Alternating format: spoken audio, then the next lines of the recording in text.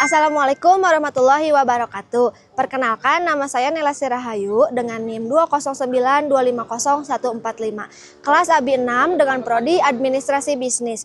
Halo semuanya, pernah gak sih kalian beli buket bunga buat wisuda atau kado ulang tahun, terus kepikiran usaha florist kecil kayak gitu kena pajak juga gak sih? Nah, di video kali ini kita akan bahas tuntas soal pengelolaan pajak pada usaha florist sebagai pelaku UMKM. Mulai dari aturan hukumnya, tantangan di lapangan, sampai strategi biar usaha bunga kalian tetap patuh pajak tanpa ribet.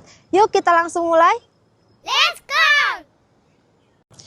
Usaha florist itu sekarang lagi berkembang pesat banget. Bukan cuma jual bunga potong, tapi juga ada rangkaian buket, papan ucapan, dekorasi acara, sampai buket uang yang lagi hits banget. Sebagian besar florist di Indonesia itu termasuk kategori UMKM dengan modal yang relatif terjangkau. Tapi ada satu tantangan besar.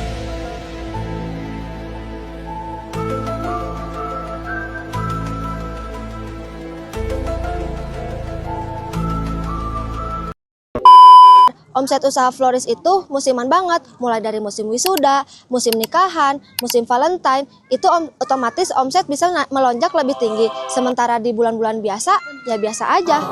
Situasi kayak gini bikin usaha florist jadi bingung, gimana sih cara hitung pajak yang adil dan sesuai aturan?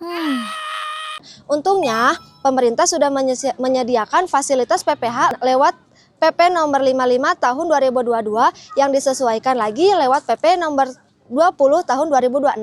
Ada 4 hal yang akan kita jawab di video ini. Pertama, gimana sih ketentuan pajak yang berlaku buat usaha florist sebagai UMKM? Kedua, gimana praktek pencatatan dan pelaporan pajak di lapangan? Ketiga, apa aja tantangan yang biasanya dihadapi pelaku usaha florist? Dan keempat, strategi apa yang bisa diterapkan supaya pengelolaan pajaknya lebih rapi dan efisien? Tujuannya sederhana, biar teman-teman pelaku usaha florist atau siapapun yang tertarik buka usaha florist bisa lebih paham dan enggak takut lagi untuk urusan pajak. Sebelum masuk ke aturan pajaknya, kita perlu tahu dulu, usaha florist itu masuk kategori UMKM yang mana berdasarkan aturan yang berlaku. Kriteria UMKM sekarang dilihat dari modal usaha, bukan lagi dari omset atau aset seperti dulu. Mikro itu modal usahanya sampai 1 miliar rupiah, usaha kecil di atas 1 miliar sampai 5 miliar, dan usaha menengah di atas 5 miliar sampai 10 miliar. Itu di luar tanah dan bangunan tempat usaha ya. Nah, mayoritas usaha florist, apalagi yang dijalankan di rumah atau di toko, itu masuknya kategori usaha mikro dan kecil. Sekarang masuk ke bagian intinya dasar hukum pajaknya. Jadi perjalanan aturan PPh final buat UMKM itu udah beberapa kali diubah. Tahun 2023 lewat PP nomor 46 tarifnya masih 1% dari omset. Tahun 2018 lewat PP nomor 23 tarifnya diturunin jadi 0,5%. Nah, yang penting tahun 2022 lewat PP nomor 55 ada fasilitas tambahan. Omset sampai dengan 500 juta rupiah per tahun itu dibebaskan dari pajak, khususnya buat wajib pajak orang pribadi. Jadi kalau omset florist kalian di bawah itu, kalian belum kena PPh sama sekali. Oke, biar lebih jelas, kita lihat tabel perbandingannya. Tarif PPh final tetap 0,5%. Batas omset fasilitas tetap 4,8 miliar per tahun. Pengecualian omset 500 juta juga tetap berlaku tanpa perubahan. Nah, yang berubah itu soal siapa yang berhak pakai fasilitas ini. Sekarang lebih spesifik ke wajib pajak orang pribadi, perseroan per orang yang dapat didirikan 1 orang, dan koperasi dalam negeri. Terus ada aturan baru soal penggabungan omset yang tadi saya sebutkan. Jadi intinya buat pelaku usaha florist perorangan fasilitasnya nggak berubah, cuman makin dipertegas aja. Usaha florist itu punya karakteristik unik yang bikin pengelolaan pajaknya berbeda dari usaha yang lain. Pertama, produknya gampang rusak, jadi harus cepat-cepat muter stoknya. Dan yang kedua, permintaannya musiman, seperti naik turun drastis. Dan yang ketiga, transaksinya sering campur, ada yang tunai, transfer, dompet digital, tanpa sistem kasir yang rapih. Dan keempat, pemiliknya biasanya merangkap banyak peran, jadi produsen, pemasaran, sekaligus yang ngurusin keuangan sendirian. apa aja sih kewajiban administratif yang perlu dipenuhi? Pertama, punya NPWP yang sekarang udah terintegrasi sama NIK. Kedua, kalau mau dipotong PPh final 0,5% saat kerjasama dengan pemotong pajak, misalnya jadi dekorasi buat perusahaan, itu perlu ajukan surat keterangan atau suket PP 55. Kalau memilih gak pakai skema PPh final, wajib pajak perlu sampaikan pemberitahuan penggunaan norma perhitungan.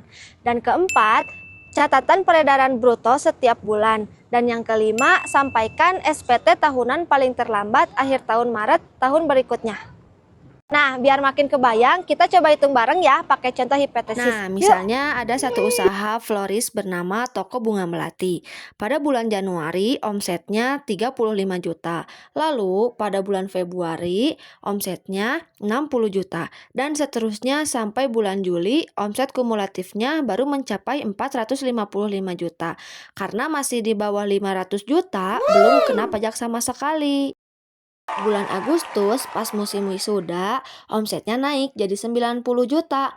Omset kumulatifnya jadi 545 juta. Udah lewat batas 500 juta. Jadi yang kena pajak cuma bagian yang lebih itu aja, yaitu 45 juta dikali 0,5% sama dengan Rp225.000.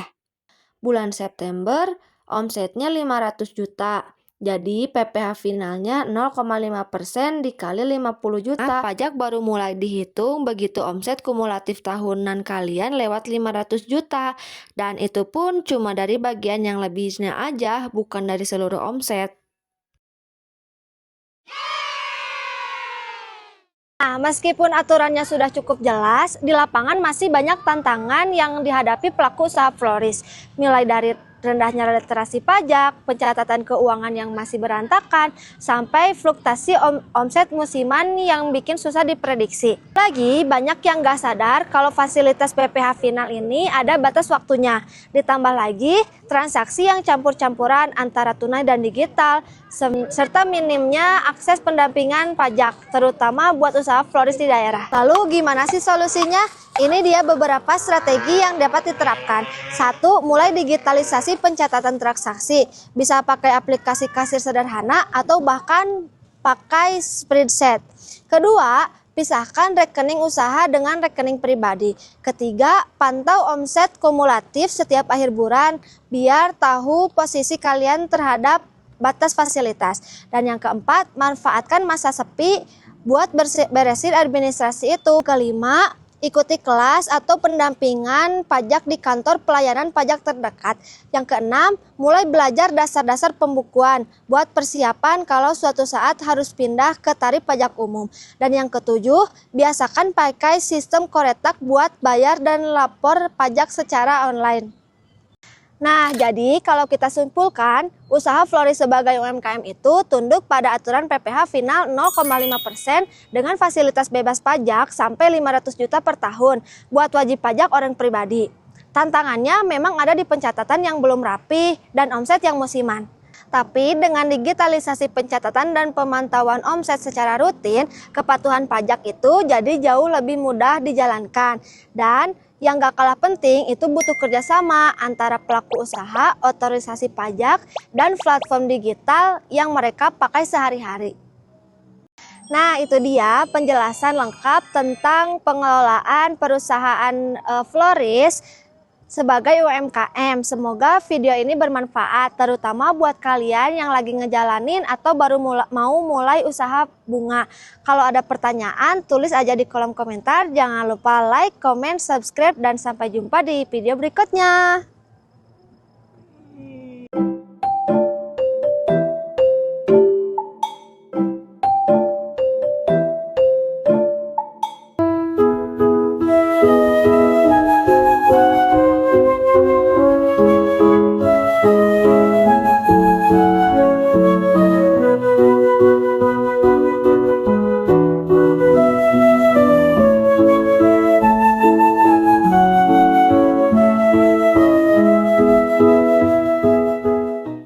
Okay.